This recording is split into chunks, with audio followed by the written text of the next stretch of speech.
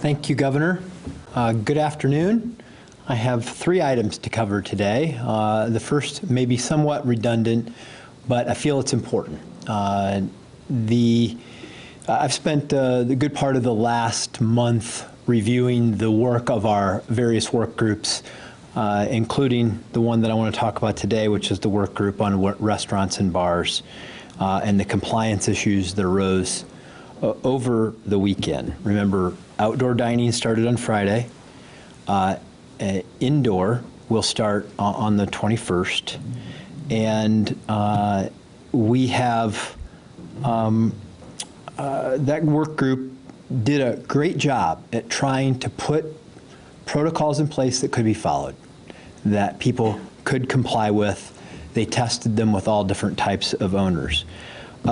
These rules must be followed, not for our benefit, not for the director, the governor, or mine.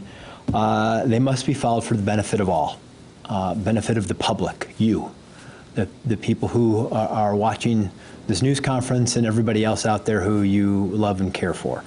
It's for the employees to keep them safe.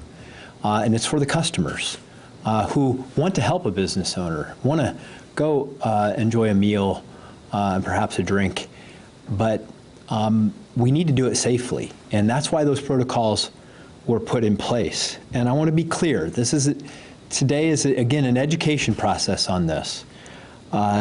Patrons must be seated. They're required to be seated. There must be a seat for everybody who's consuming food or drinks. And open congregate areas must remain closed.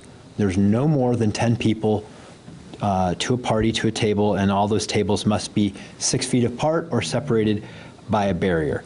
And if you can't do this as a business owner, because you're accountable for this, it's not your patrons that are accountable, and yes, we expect them to be, but ultimately you're accountable for this, and if you cannot do it, then you cannot open.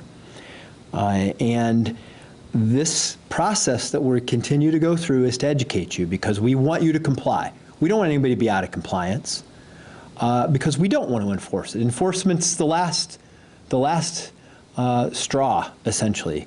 None of us want to get to that.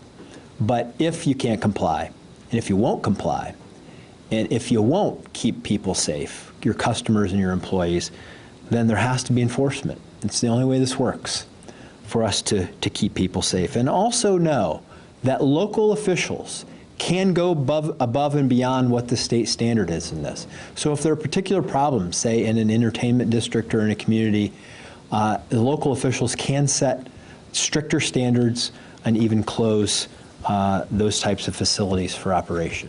So I want to be clear about that and help to educate folks so we get this right. We are all in this together. Nobody wants to see a couple of folks ruin the situation for all, because as the governor mentioned, we got to keep people safe, each other safe, so that we don't have the spread, so that we can get the economy moving again, we can build confidence and keep people healthy.